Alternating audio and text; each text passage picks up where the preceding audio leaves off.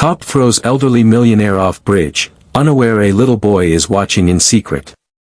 The wind howled over the rusted railings of Monroe Bridge as Officer Jake Turner stood face to face with the frail man clutching a briefcase and shaking from more than just the cold. It was supposed to be a routine patrol, a quiet night in a quiet town. But what Jake saw earlier, the old man leaning over the edge, was anything but routine. He had rushed over, barked a warning, and grabbed the man's coat sleeve before it was too late. But now, things had taken a strange turn. The old man wouldn't let go of the case. He kept insisting it had to fall into the river, that it had to disappear.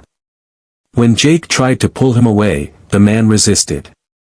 And then, in a moment that would haunt Jake forever, he shoved the man, perhaps harder than he meant to. The old man toppled backward over the railing, his briefcase slipping from his hand, and vanished into the dark waters below. Jake froze. It had happened too fast. He stood there, stunned, the sound of splashing swallowed by the wind.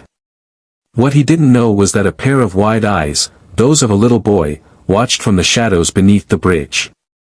Miles Bennett, age 9, had only gone outside to get some air. His mom was working the night shift at the diner, and he liked to sneak out to the bridge near their rundown apartment just to imagine.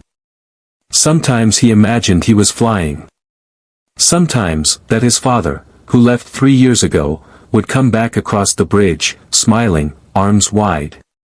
Tonight, he saw something different. Something awful. A policeman, and an old man. A push. A fall. Then silence. He ducked behind a pillar, heart pounding. Should he run? Should he tell someone? But who would believe a kid who always got caught drawing dragons in class instead of doing math? The next morning, the town buzzed. The body of Walter Langston, an eccentric, reclusive millionaire known for living modestly despite his wealth, had been found downstream. Police ruled it an accident. Suicide, they said. But Miles knew what he saw. And he couldn't keep it inside. Not when he kept hearing people talk about how Walter had always been strange. How he had no family. How he never spent a dime of his fortune. But then the mystery deepened. Investigators discovered a letter in Walter's coat pocket. A single sentence written in shaky handwriting, "Let this be the beginning of something good." Attached to the note was a list of names, dozens of them, and an address book filled with what looked like old debts, except every debt was a name followed by a description: saved my wife's life, gave me work when I was homeless, taught me to read. No money was mentioned. Just kindness. And then came the news that shocked everyone. Walter Langston had left behind a will, one that directed his entire fortune, nearly $20 million, to be distributed to the names in that book. Every last cent. But the briefcase, the one Walter was holding, was never recovered. Rumors swirled that it held the real truth. Or the key to even more money. Or, to some, nothing at all. Officer Jake Turner couldn't sleep. He had taken time off, said it was for stress. But he knew what it really was: guilt. The image of Walter's eyes, calm and almost relieved before he fell, haunted him. And then came the knock at his door. "Mister," a small voice said. Jake opened the door and looked down into the nervous face of a boy with scuffed shoes and a serious stare. "I saw what you did," the boy said. "I was under the bridge." Jake's heart dropped. He could barely form words. What do you want?" "I don't want anything," Miles replied, eyes shining. "But I think you need to tell someone. Maybe you didn't mean to. But you can still make it right." Jake sank to his knees. There were no lies he could tell this kid. No badge or title could protect him from the truth. And something in that child's unwavering gaze, so brave, so gentle, broke through the wall he'd built around his guilt. "I'm sorry," Jake whispered. "I didn't mean to hurt him. I was trying to stop him, and I panicked." Miles nodded slowly. Then maybe you should finish what he started. Those words stayed with Jake. He confessed the next day, not just to his department, but to the whole town. He didn't ask for forgiveness. He simply told the truth.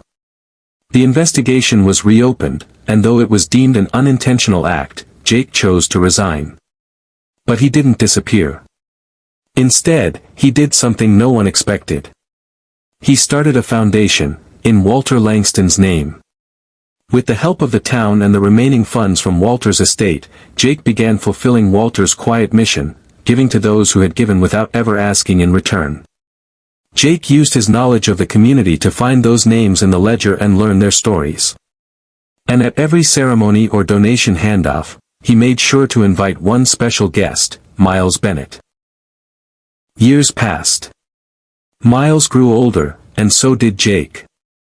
But the bridge, Monroe Bridge, was no longer just a place of shadows and regret. It became a place of light. Every year, on the day of Walter's death, people gathered there. They tied notes to the railings, thank yous, memories, promises to help someone in need. And in the center, a small plaque now read: "One man gave. One man fell. One boy watched. And the world changed." Miles, now a young man, often returned to that spot. He became a teacher, one who told stories of real heroes, not the kind who wore capes, but the ones who made hard choices. Who admitted mistakes. Who turned pain into purpose.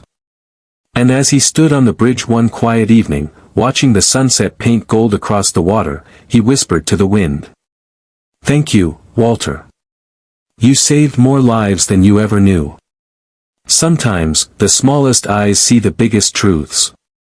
Sometimes, even a fall can lead to something greater.